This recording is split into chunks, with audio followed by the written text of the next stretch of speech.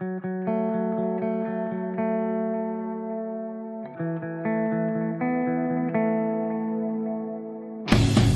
dealing with a falsehood, you're faced with two options. You can accept it or you can reject it. The basis upon which we take one of these actions is a product of our critical thinking capabilities and a desire to know what is true instead of confirming our bias. A lie can travel halfway around the world while the truth is still putting on its shoes. On Brainstorm, we choose the hard truths over the comforting lies. Reason, compassion, skepticism. This is the Brainstorm Podcast.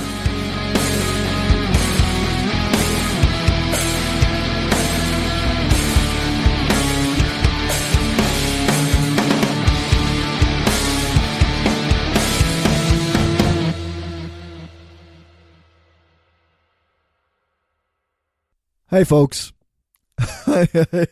this is take number 4 or something, because this is a topic that deserves commentary. I should have something to say about this.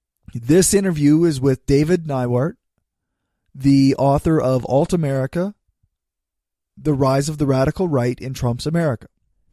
And this is a subject that I think, seen coming for a long time. I've been watching for a long time, and I think I've been following the right people, because there are a lot of people who are seeing the danger where it actually is. And when you're complaining about college kids, instead of being afraid of people sending pipe bombs or worrying about people sending pipe bombs to political figures or shooting up a synagogue and killing multiple people, I think your priorities are screwed up. And I think that we have a lot of people who are focusing in the wrong direction and complaining about the left. They're complaining about people that are ideologically different from them, instead of focusing on people who are actually going to kill others. Disagreeing with the right isn't about ideology. It's about safety. It's about wanting people to be safe. I'm going off on a rant. I don't want to do that. I want to introduce the interview. This is my interview with David Neiwert. I hope you enjoy it. If you like what we're doing and want to help us keep the lights on, go become a patron at patreon.com/Brainstorm Podcast. You can hear the bonus half hour that we record every episode and get a shout out when you support the show. Become a patron for just $1 an episode at patreon.com/Brainstorm Podcast. Or you can support the show by ordering a t-shirt, mug or other gear from our store at caffeepress.ca/Brainstorm Podcast Gear. If you can't afford to become a patron or buy gear, then why not give us a rating or write a review on iTunes or Stitcher? Every rating makes it easier for people to find us. Thanks for your support. Okay, so welcome to the Brainstorm Podcast, Skeptic Studio. Today I'm talking to David Neiwert. I probably wrecked that, even though you just told me. No, you got it right. Okay, good. You recently, or I guess a little while ago, wrote a book called Alt America, The Rise of the Radical Right. And I'm in the middle of it, and it seems a bit prescient, like almost like a fortune teller. But I guess to start off, why don't we get a little bit of your background and a little information about you and how you started writing about the radical right? Oh, sure. Well, it really goes back to the very beginnings of my career as a newspaperman in Idaho. This is in the late 70s. I was going to college at University of Idaho, and I got hired by the little paper up in Sandpoint, Idaho, which is in the Panhandle, to go over there and actually I got hired as sports writer first and then became a news writer. And about a year later, I became the paper's editor. And this is the time that the Aryan Nations was moving into the Idaho Panhandle. And they were about 20 miles down the road from us. And we wound up having a lot of that stuff happening in our backyard. And I used to get letters to the editor from Robert Matthews, the guy who was the leader of the Order. I don't know if you've ever heard of the Order. Maybe in case the listeners don't know who that is. Sure. This is a neo-Nazi criminal gang that came out of the Aryan Nations back in 1984 and did a nationwide criminal rampage, robbed about 28 banks and armored cars, and assassinated a radio talk show host named Alan Berg outside of his home in Denver. Yeah, and the members of that gang all wound up going to prison. Either of course, the leader, Matthews, the guy that I told you I got letters to the editor from, was wound up dying in a standoff with the FBI on Whidbey Island, Washington. But the rest of them all wound up in prison, pretty much dying in prison. A number of them have passed away, including a guy named David Lane, who who wrote prodigiously from prison and wrote a bunch of neo-Nazi propaganda from prison, including the credo that became known as the neo-Nazi credo known as the 14 Words, which is... Oh, yeah. Yeah. And that was written by a member of the Order. So anyway, these guys were always in my background, because even after the Order, we kept having this pattern of criminality coming out of the Aryan Nations into the 90s. Okay. And including a plot to bomb a gay bar in Seattle back in 91. And by then I had moved to Seattle from Montana. So, and I started writing about these militias that were organizing in the Northwest in about 94. And then after Oklahoma City happened, I was actually an environmental reporter as sort of my line of work. But I started writing about these militiamen as an anti-environmental backlash story. And and then when Oklahoma City happened, it turned out I was one of the only reporters who had actually gone out and talked to these guys. So I became a militia expert, air quotes. And over the years, I wound up having just a lot of that kind of work, a lot more of that kind of work. And I did indeed develop some actual expertise in the subject. So, and including a lot of writing about domestic terrorism. And worked at MSNBC in its web newsroom in its early years from 96 to 2000. And then became a stay-at-home dad for 10 years. Oh, wow. And started writing from home. That's when I started really freelancing a lot. And I ran a couple of blogs, most notably the political blog Crooks and Liars. I was their managing editor for several years. And then got hired by SPLC in 2013 to write for them. I had a long-running relationship with folks at SPLC, so it was a pretty natural fit. I suppose people who pay attention to radical groups probably kind of associate to some degree. Yeah, well, there certainly is. It became, by, mid-2000s, 2005 and thereabouts, or really by 2001, writing about the radical right had become a very specialized field, and there were only a few of us doing it.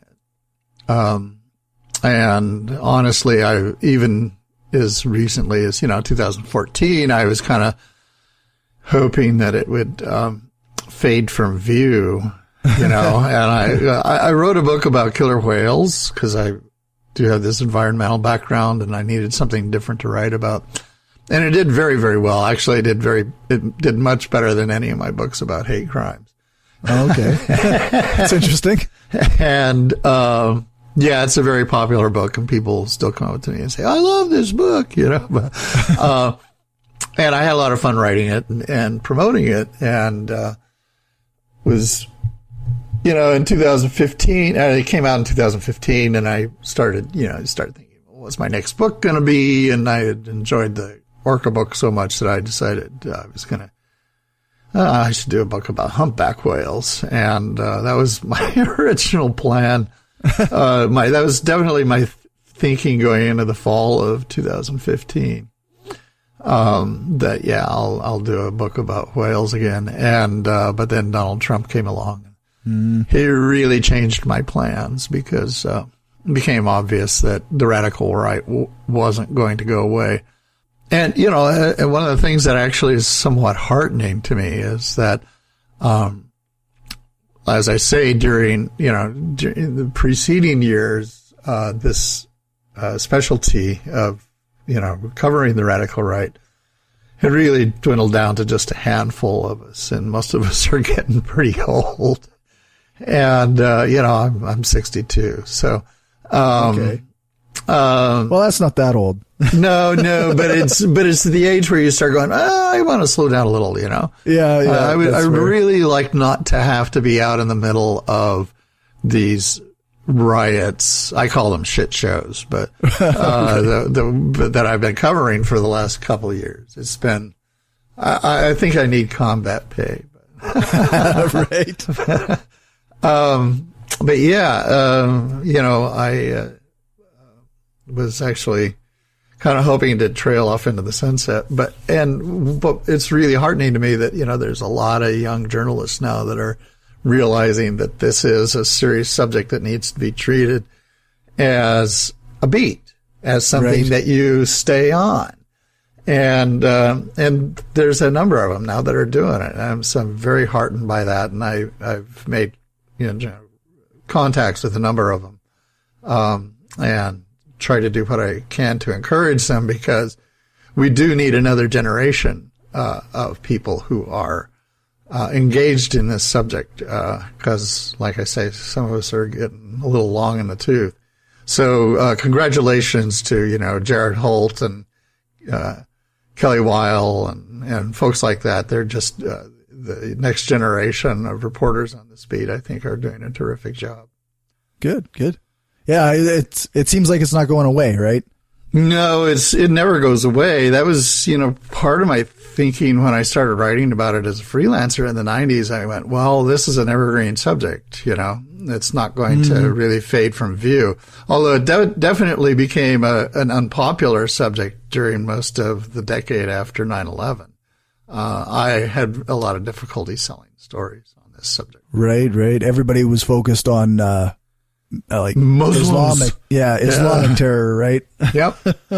They really were. And not only that, Fox News had come to so dominate the sort of the landscape of the discourse that bringing the subject up got you immediately accused of, liberal bias, which in my case was really pretty funny. I grew up a Republican in southern Idaho. Oh, wow. I'm not anymore, but mostly because I've been pushed away. Although a lot of it has to do with my really profound and deep disappointment with the Republican Party in terms of how it responds to the challenge, has been responding to the presence of right-wing extremists in the past 20 years. It's in the early 80s when I was doing this, Republicans understood that right-wing extremists were a threat to them as well as they are to everybody else. But that recognition's gone away. So it almost, it almost seems sometimes like the mainstream right or mainstream conservatism is hand in hand with the far right radicals now. It's definitely a symbiotic relationship these days, sort of embodied by Trump,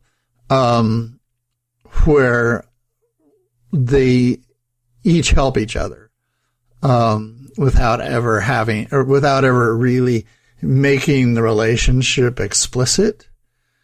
Right. But the radical right definitely relies on the sort of empowerment that the mainstream right gives them. And the mainstream right relies on the radical right for pulling the lever on the discourse, keeping keeping the discourse swinging rightward, and being out there on the fringe for them, because it's actually very useful for them to keep the discourse going rightward in that way. And they obviously it brings them a lot of energy, and they're definitely enmeshed together, embed together in ways that are really quite disturbing. So, how far back does this radical fringe of the right wing go?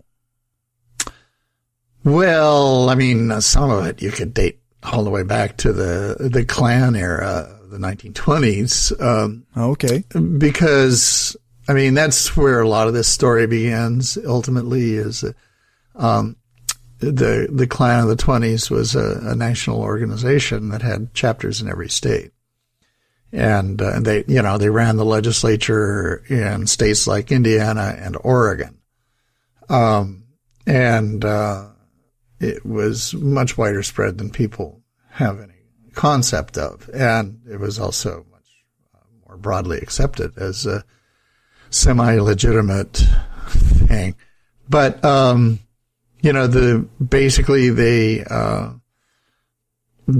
hangovers from the leftovers from that period also formed an organization during the 30s called the Silver Shirts. Okay. And some of the leaders and participants in the Silver Shirts, which was a neo-Nazi organization that went away immediately when we entered World War II. But people from the Silver Shirts were very, very active in Southern segregation and other early forms of white supremacist movements, and had their own organizations down there. And some of these guys eventually, particularly a guy named William Potter Gale, wound up devising a movement called Posse Comitatus. And Posse Comitatus was this organization that came up in the 70s and 80s, a very far right, anti-Semitic, profoundly white supremacist organization that had a real violent streak. They were responsible for a number of murders and that sort of thing, but they were really mostly recruited in rural areas. Okay. And their ideology is what gave birth, essentially, to the militia movement of the 90s. It was, this extreme radicalism. It's a lot of the stuff that you hear from the Clive and Bundy folks now. Yeah. The idea that the sheriff is the supreme law of the land, the idea that the federal government can't actually own public land. Right. All of these they call themselves constitutionalists, but it's this really bizarre, very anti-Semitic and racist interpretation of the Constitution. It was picked up by a Mormon fellow named Cleon Skousen, who got heavily promoted, you may recall, by Glenn Beck, and back on his show.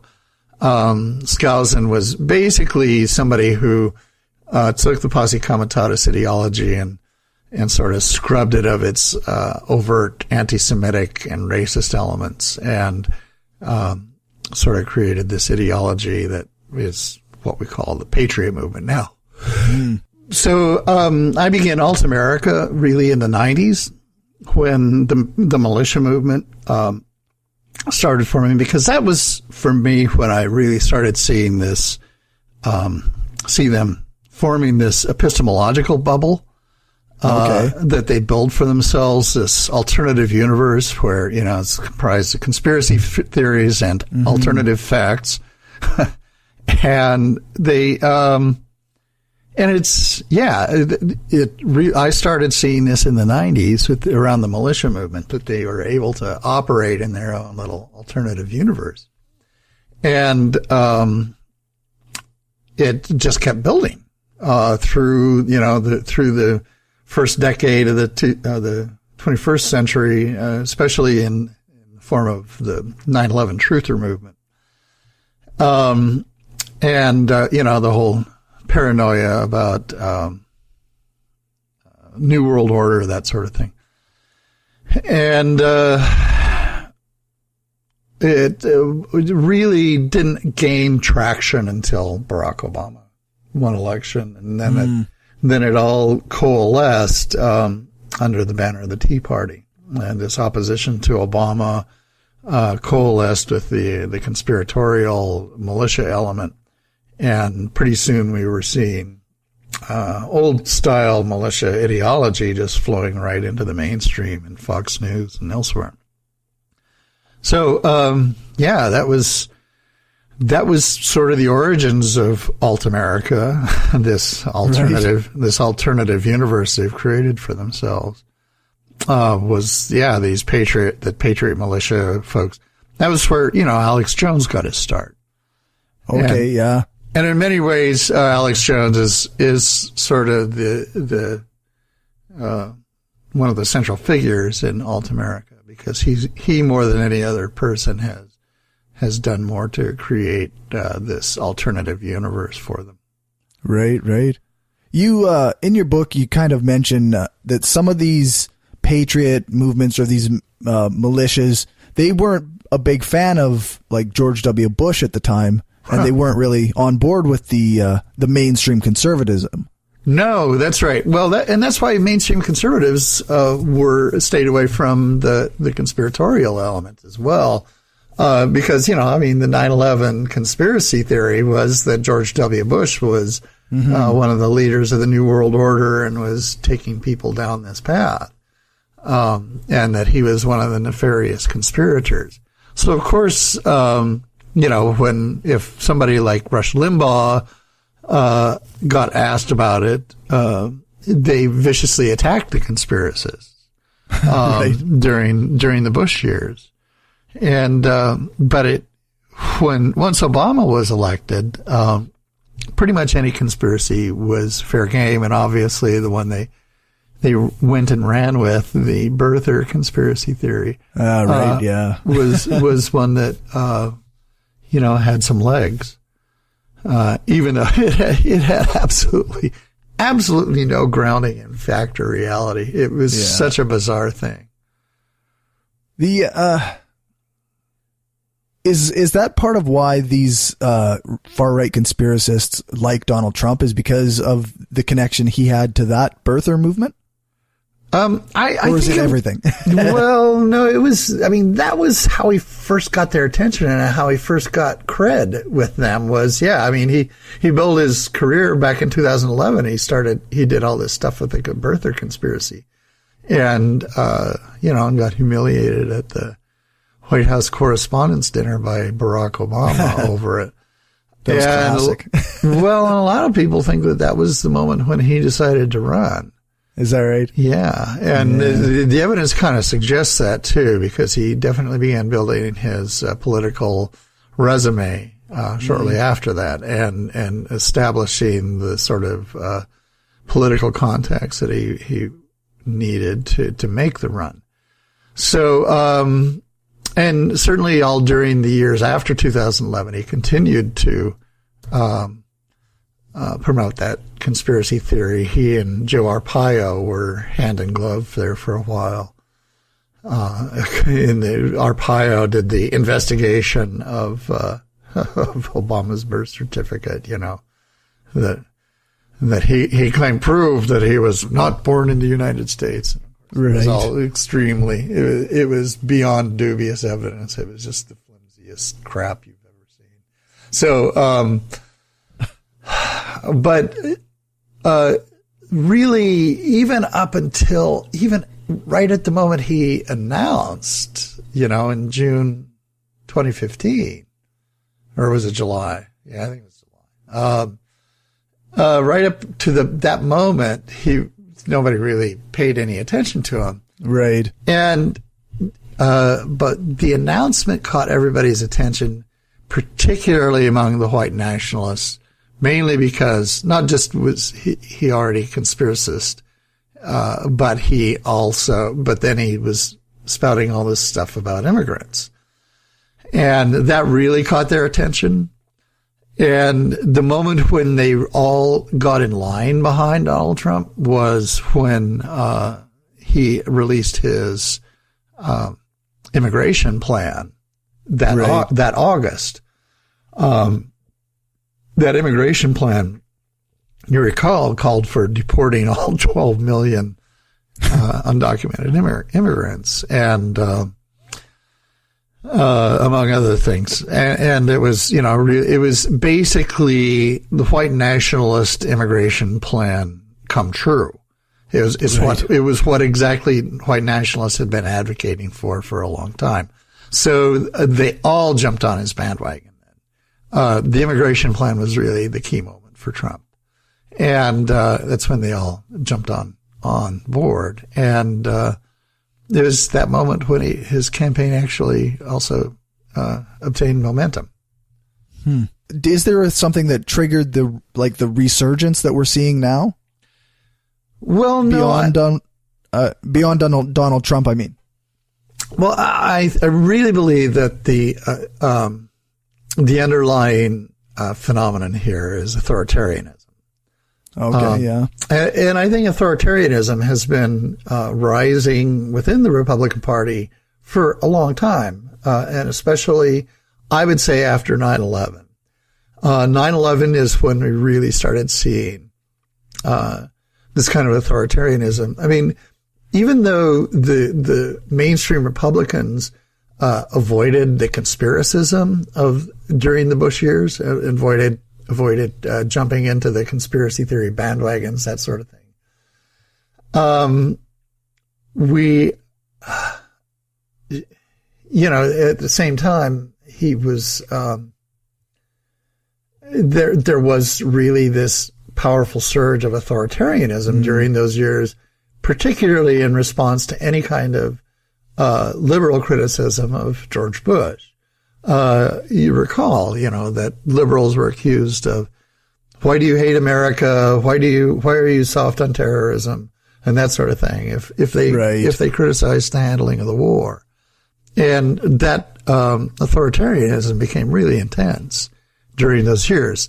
So it really, once it got wedded to the conspiracism, when, Barack Obama, took off, then it became really, sort of classic, right-wing authoritarianism in the sense that it was very prone to, not just conspiracy theories, but also highly tolerant of, bigoted behavior and bigoted attitudes, that sort of thing. So, that was, I think, really key. And authoritarianism is a very particular phenomenon. What it essentially means is, I mean, everyone thinks of authoritarianism in terms of the guy who's on top. And they sort of have this concept that authoritarianism is imposed on us from the top down. But it's actually not. Authoritarianism is always empowered by a large segment of the population that prefers to have an authoritarian leader. And of course, you only need to look at Brazil to see a recent example of this. But the United States has always, we've always had this authoritarianism, right-wing authoritarianism latent in sort of the national psyche.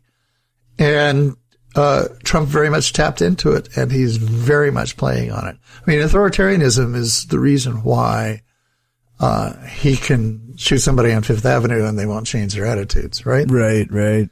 And literally, he can do all this stuff that he's been doing in the past week, blaming the victims for the terrorism against him. Right, yeah. And they all back him for it. Nobody on his side sees anything wrong with that. Just to maybe touch on some of the stuff that's been coming up this last week or whatever, like a lot of people seemed surprised that there was pipe bombs being sent to Democrats and Democrat supporters, and to the point where like even leftists that I know wondered if maybe these things were fake. Yeah. Until they finally arrested somebody. I wonder, like, was this not all just kind of par for the course for the far right? Like, I thought this seemed right in line with the way they behaved in the past. Yeah, no, those of us who've tracked far right, of course, are anything but surprised, particularly given the sort of rhetorical hysteria that's been building in the last few weeks. And that's usually when we start seeing people popping out and acting out in this violent fashion. Essentially the pressure builds to an intense level, and these people just pop off. Yeah. Eventually. And, I've been saying it's inevitable for a very long time. I've been getting called an alarmist as a result. So, I just have to shrug it off because, I know what I know. Right. But yeah, no, I've been dismissed for a very long time because folks were saying, oh, these things aren't this bad. They're not that crazy, are they? You have no idea. You have no idea how crazy they are. Yeah. And this is one of the things that still gets me about liberals, because they want to continue believing that things are normal still. And they want to believe that these guys, at the end, you can still reach out across the aisle and have a normal democratic discourse with the other side. And I hate to tell them, but we've gone past that. We are long past that, because the American right so deeply and viscerally loathes liberals in this country, right? That they obviously have no intent of ever sharing power with them again. I mean, that became obvious during the Obama years. Yeah. And, the treatment that he got, sort of the apotheosis of that was the Merrick Garland nomination. Yeah. So it's not just, but it's not just on a political level. It's actually on this very personal level, where people, people who have been deeply propagandized by the right-wing hate machine, simply would rather kill us all. They really would. And I'm not exaggerating. They really would rather just like to see us all drop off the face of the earth, and they're constantly fantasizing about what they get to do when the Civil War finally breaks out. Right. People don't understand how deeply embedded that hostility is, and how deeply they hate us. And I don't know that there's any immediate solution to it, other than, eventually what has to happen, if we're ever going to solve this, if we're ever going to get away from this constant civil strife, one of the things that has to happen is we have to dismantle right-wing media. You can't have a cohesive nation when you have a cable channel that coaches half the country to hate the other half 24 hours a day, 7 days a week. Just can't happen. Not going to happen. And that's what's been happening for the last 15 years. Fox News has been coaching Americans to hate the liberal Americans for at least 15 years, if not more. And you know what? It worked. Yeah. I'm reminded of a documentary I watched not long ago, The Brainwashing of My Dad. Yeah, great movie. Yeah, about the subject or the documentary filmmaker's dad started off as a Democrat and watched Fox News and listened to Rush Limbaugh and turned into like a far right, like, just angry person who just, like, could not live with liberals or listen to anything that liberals would say. Yeah, no. Well, it's really been terrible for a lot of family relationships and personal relationships.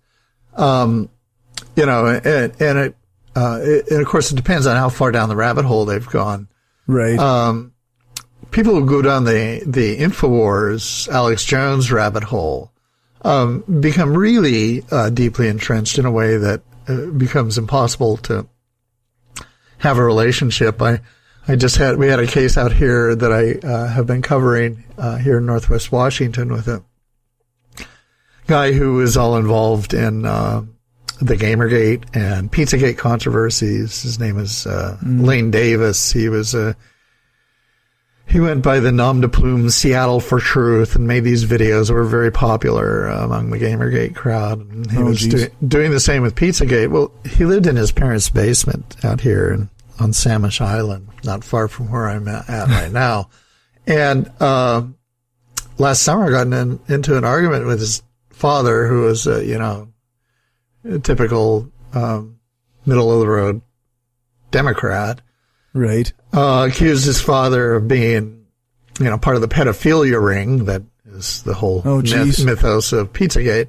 And Dad said, I'm done with it. You're out of here. You're moving out of the basement. You're not going to live with us anymore if you're going to say this kind of stuff. For sure. He picked up a kitchen knife and stabbed his father 3 times in the chest and killed him. So that's what happens. People get so lost. And the conspiracism is so deeply unhinging. I feel quite confident that the Las Vegas shooter,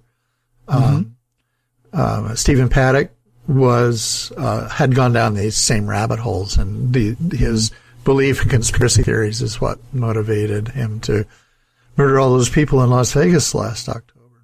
And I had a niece in that crowd. Oh, geez. Yeah. So it was, people think that this stuff isn't going to touch them, but it does. And it's going to touch you eventually, just like it touched the people in Pittsburgh this week. Yeah. What do you think of, I've heard a lot of people who characterize these individuals as just one crazy person. Yeah. Isolated incidents. Right. Lone wolves. Well, so and of course that's the phrase you often hear is, he's just a lone wolf, right?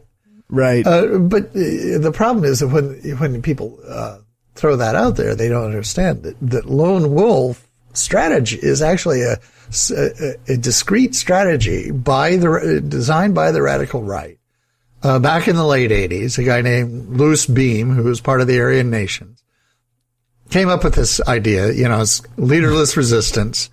And there are two ways you can do leaderless resistance. One is form militia cells, which was the basis of one of the core ideas of the militia movement in the 90s.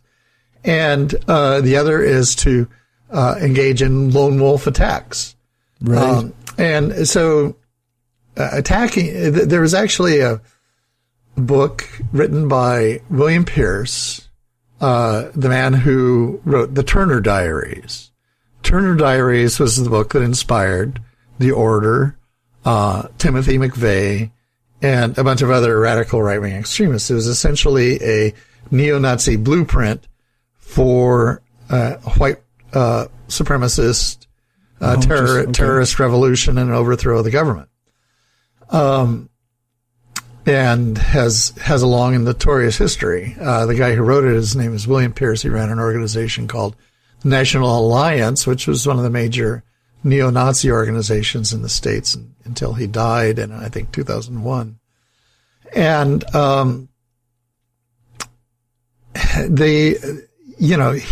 Pierce also wrote a book called Hunter. There was sort of a sequel to Turner Diaries, and it described a lone wolf going out and murdering, assassinating lots of people, and sort of described his career. Well, that book actually did inspire one lone wolf killer, a guy named Joseph Paul Franklin, who murdered mixed race couples, and he shot Vernon Jordan, tried to assassinate Vernon Jordan, and a bunch of people, and finally got caught in, I think, 98?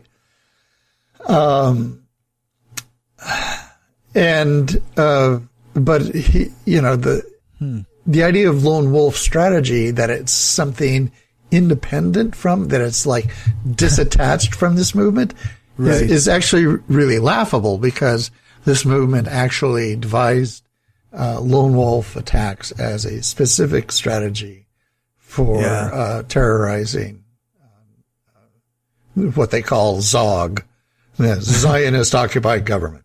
Oh, geez. So I guess something I was curious about is,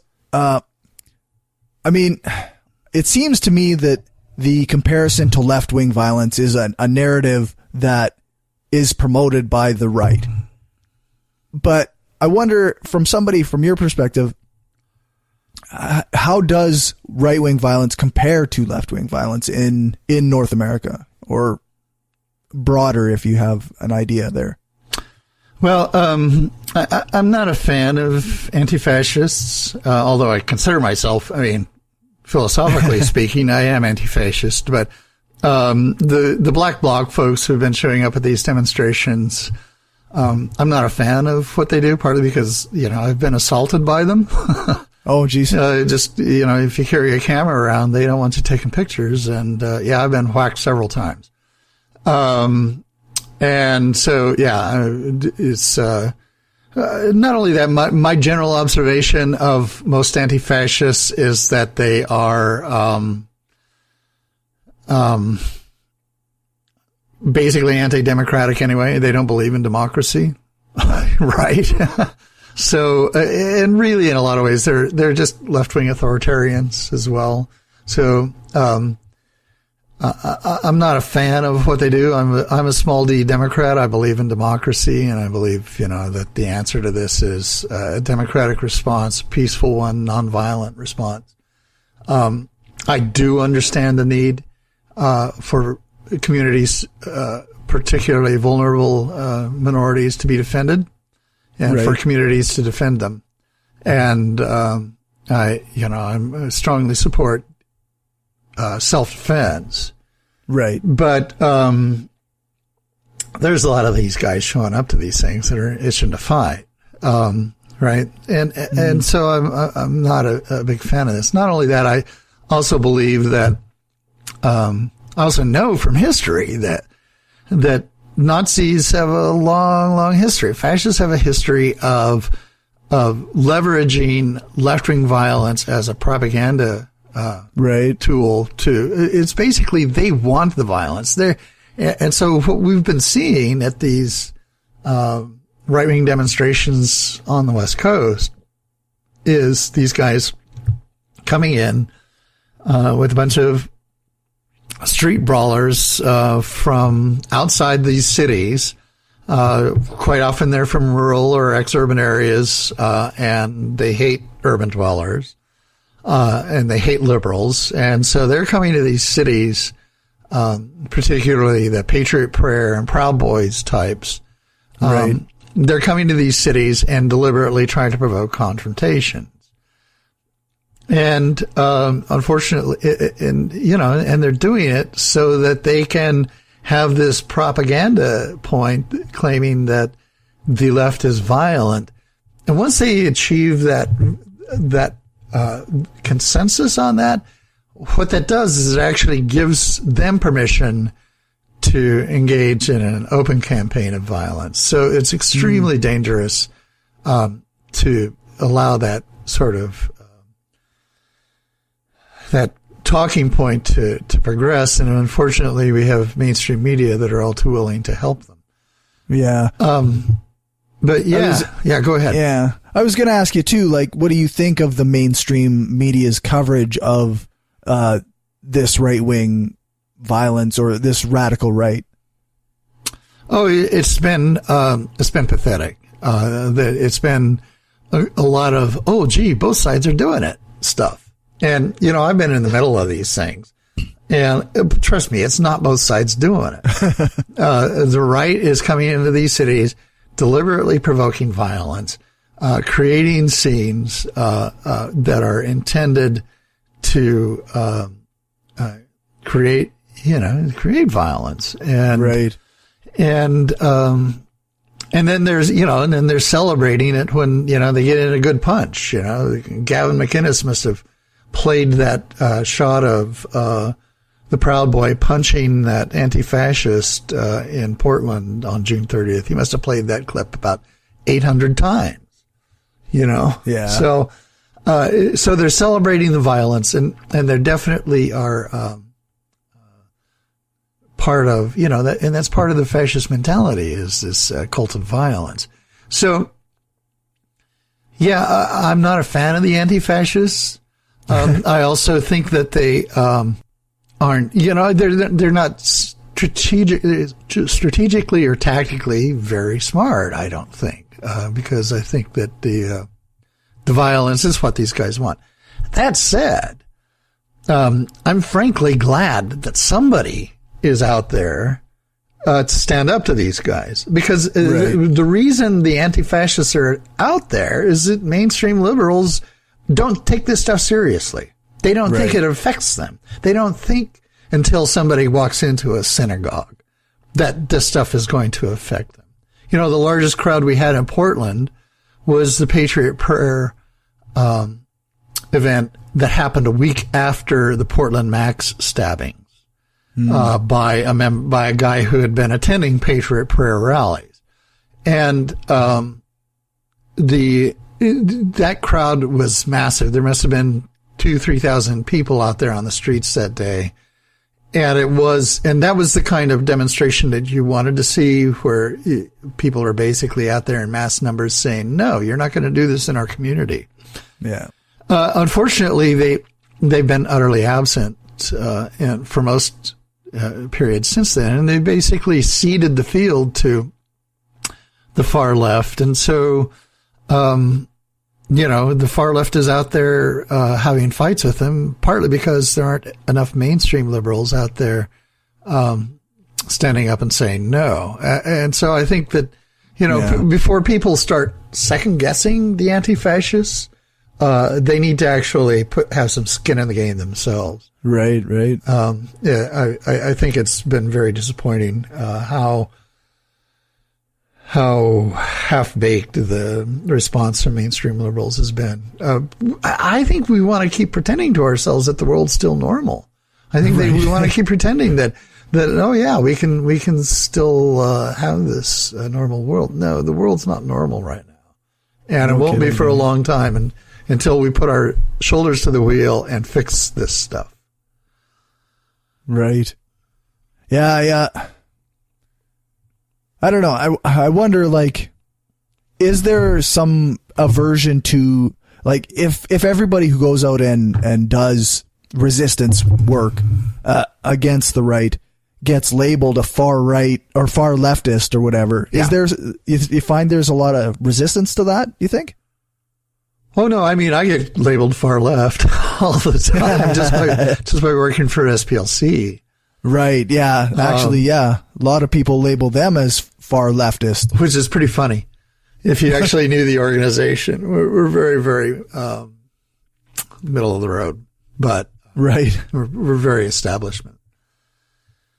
But all you have to do is criticize these guys. I mean, the SPLC got labeled far left because we started listing anti-LGBT groups as hate groups. And it meant that groups like Family Research Council and Alliance Defending Freedom got listed as hate groups. And, well, I guess, well, it is what it is, right? Yeah, that's right. If the shoe fits, if the shoe fits, wear it. And these guys, just keep trying to take that shoe off and throwing it at us. Right. But it is what it is, and these groups are hate groups. I'm sorry.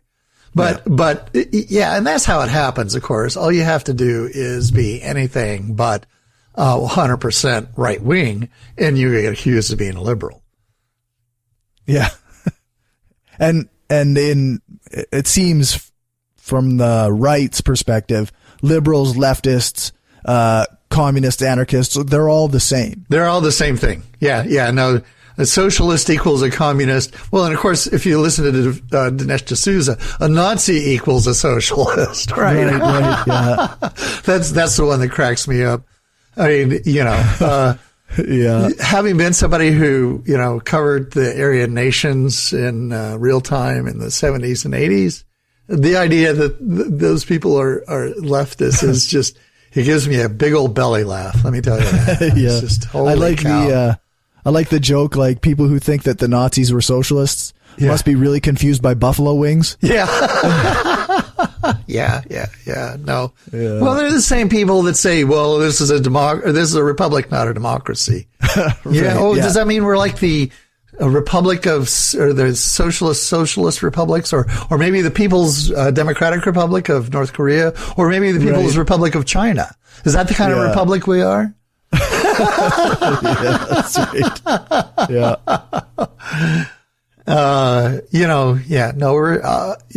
But that's the thing. They buy into this worldview, and boy, it's really hard to get people out once they're down that hole. Right, eh? Do you have any insight as to how one might, or how we as a group can maybe pull people out of that? I don't know of. I mean, the biggest thing, honestly, is to turn off the tap. I think the biggest help for cutting down on Alex Jones style conspiracism has been the fact that he's lost his platform. Right. The fact that he can't spread this crap on YouTube anymore is actually a huge step for fighting this. But we're never going to fight it until we also, get rid of Fox News. And I think we need to revive journalistic standards in general. They've become horribly degraded in the last 20 years. And I think there needs to be a revival of journalistic standards as well. And that would include, obviously, I mean, you don't necessarily need to put Fox News out of business. You just have to make them be not a propaganda station. Right. It's one thing to have a sort of right-leaning editorial policy. It's another thing to just blatantly broadcast false information. Yeah. And that's what Fox does. Is there, I have heard theories in the past about tying this sort of rise of the right-wing media to the elimination of the fairness doctrine. I wonder if there's something to that. Yeah, definitely. Well, it definitely started happening. Absolutely, it was elimination of the fairness doctrine opened the door for people like Rush Limbaugh. And not only that, it opened the door for all these radio stations all around the country whose ownerships were typically very right-wing to make their radio stations right-wing. Because then they no longer had to do the, fairness stuff. Right. They didn't have to balance their coverage. And, so the loss of the fairness doctrine definitely opened the door. I'm not entirely sure that, reinstating the fairness doctrine was problematic. I think if we're going to talk about reinstating the fairness doctrine, it has to be reformed as well. I mean, it has to be a modified fairness doctrine. But yeah, I think we definitely need to do something like that. I actually think the real core, is corporate ownership at the bottom line. When I was working in newspapers in the late 70s and early 80s, it was fairly common for people especially for these community papers, if somebody invested in them, it was like investing in bonds. You got a good 7 to 8% annual return. Very, very steady, very reliable kind of investment. But it didn't make you a lot of money. Right. But like I say, it was a steady sort of investment and had its place in the market because of that. Once they get bought by, corporations, all the newspapers I worked at suddenly had to start, making, profit margins in the 15% range, 15 to 20, because that was what the stockholders expected. So in order to reach those goals, they started cutting budgets. And of course, the first things to get cut are investigative reporters and consumer reporters, because those are the guys who embarrass the publisher. And that's just the nature of the beast.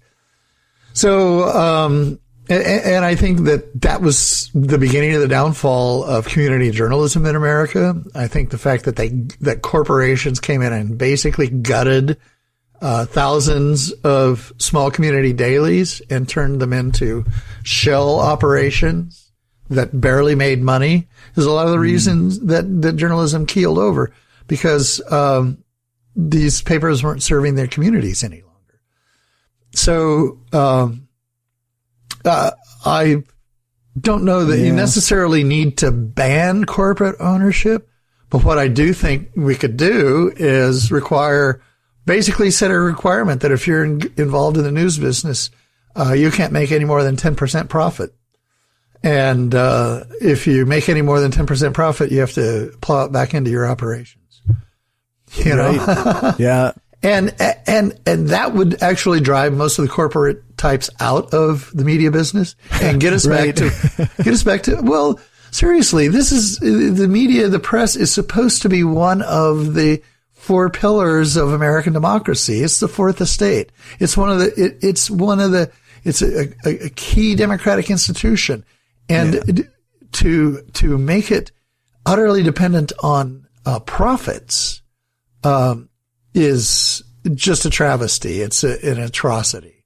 What it means is that the press is no longer working as a democratic institution, guarding our information, but it means that they're all in a race to the bottom, dog eat dog world where, it's all about getting eyeballs. Right. So that just means you're going to have the most sensational stuff. You won't have nobody's going to report on city councils anymore. And, it's going to totally destroy the fabric of communities. That's essentially where corporate ownership leads us. And I think at the end, that's one of the things we have to do. So those are the sort of structural things I think we need to do to make a change. Okay. Those are a little further down the road. A lot of this stuff comes down to how we behave around each other. A lot of it has to do with our ability to, keep our heads up, in the midst of this deluge of crap. And it falls, being able to, recognize the need to, join arms and be part of a community. The Maori, in New Zealand, have a phrase, they say kia kaha, which roughly translated means be strong. This is a credo for them. But the kia kaha isn't just a be strong by yourself. The Maori idea of strength is for everyone in the tribe, for everyone to join arms together and to be strong, to be one as a united people. That's what kia kaha means. And, to join arms as a community. And that's what I ultimately see as our answer to this. Okay. That we have to, people on the left, people who are not part of the right, they have to get over the 2016 election and the Bernie stuff and all the fighting, the internecine bickering that has happened within the liberal world has to be forgotten, because we're confronted with an existential threat in the form of this proto-fascist. Right. And if we don't stop it, we're all dead. Yeah, it's not going to end well. No, it's not going to end well. That almost seems like a really good place to end it, but I have a question, another question on my sheet. Sure. So I wanted to ask what you think the impact of the internet culture has been on the rise of the radical right. Well, I think the internet experience has a lot to do. The nature of the internet has a lot to do with how and why we're in this state, because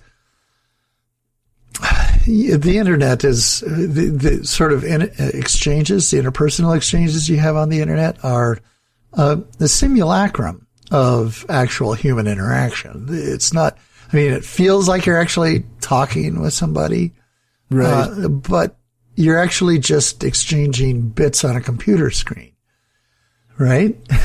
Yeah. And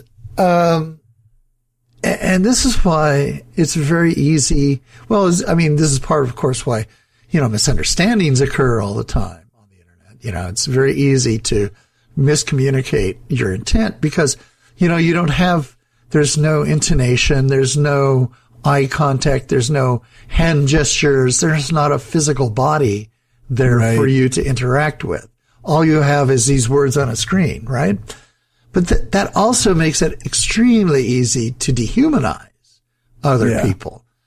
And the dehumanization is really key because, and that's, of course, the source of trolling culture and that sort of thing, very common on the internet. But also, the dehumanization is also really, is really central to right-wing extremism. In all my years of dealing with right-wing extremist ideology, I would say the one underlying common factor that runs through all of it is a profound, not just lack of empathy, but antagonism towards empathy and towards is profoundly anti-empathetic, right?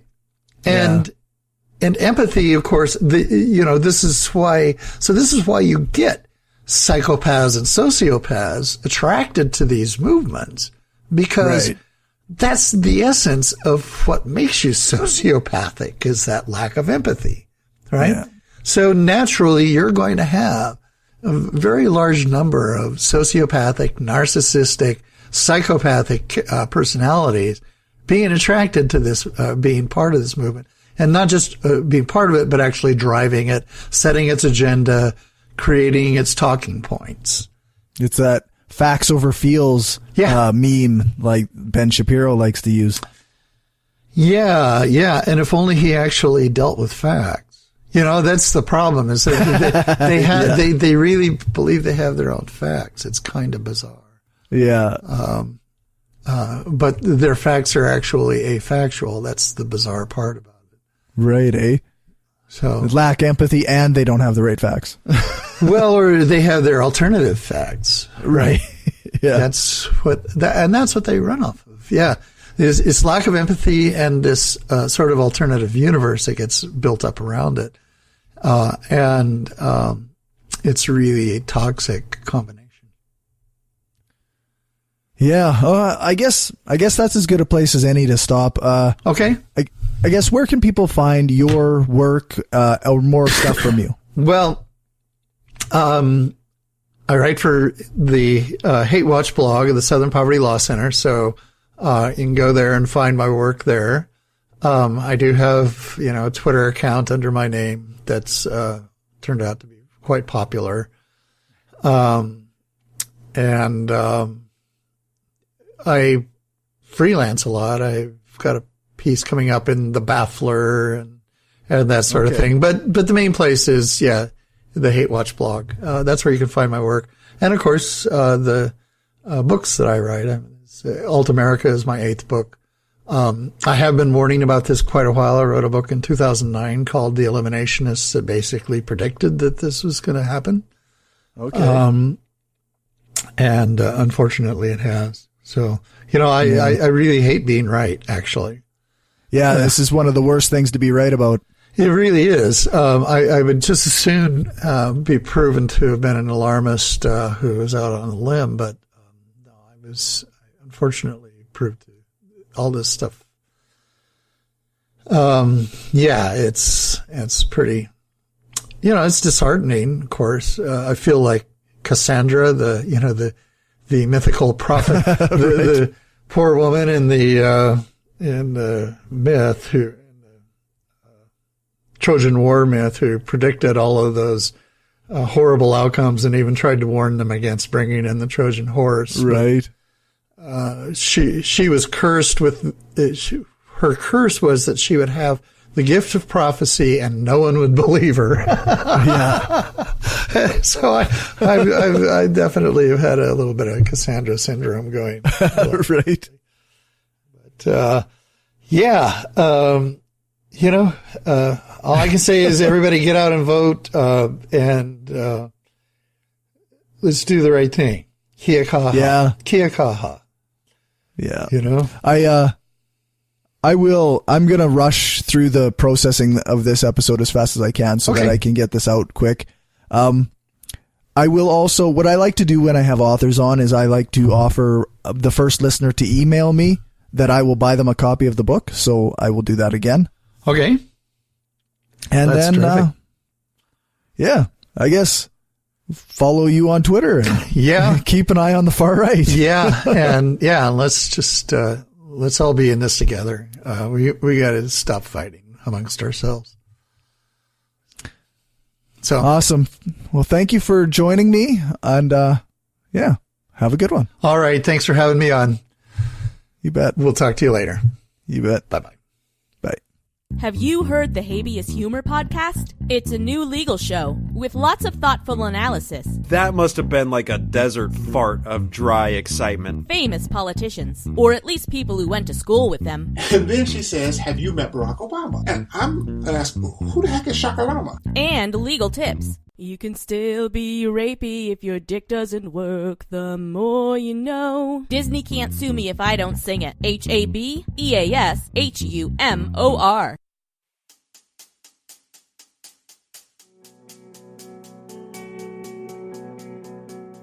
That's it for this episode of The Skeptic Studio. I hope you enjoyed it. For anything else, you can contact me at mail@brainstormblog.net. You can find links to David's content in the show notes, or by following him on Twitter at David Neiwert. You can follow the show on Twitter at BrainstormPod, check out the Facebook page at facebook.com/brainstormpodcast, or join our Facebook group. Search for the Brainstorm Podcast discussion group, or you can follow me on Twitter at Hardcore Skeptic.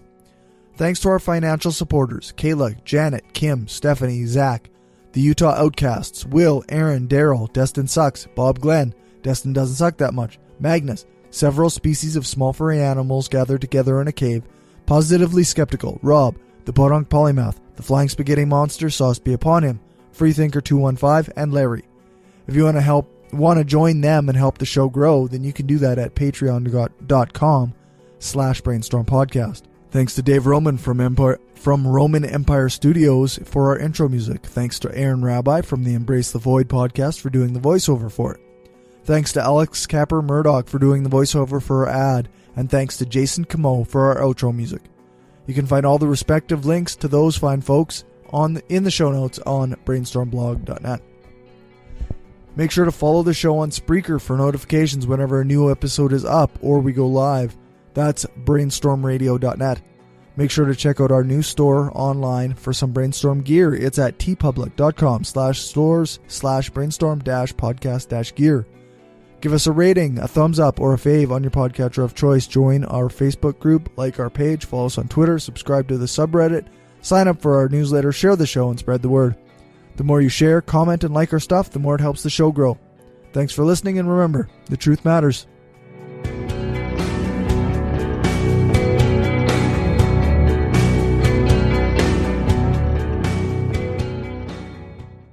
This is an opinion-based podcast. Each person on the podcast is responsible for their own opinions, and those opinions don't necessarily reflect the views of the rest of the panel, any guests, or anyone associated with the people on the podcast, such as spouses, partners, children, other family members, friends, or employers. No one person speaks for the podcast with the possible exception of Corey, and he doesn't speak for anyone else on the show. The Brainstorm podcast does not represent the views of our sponsors.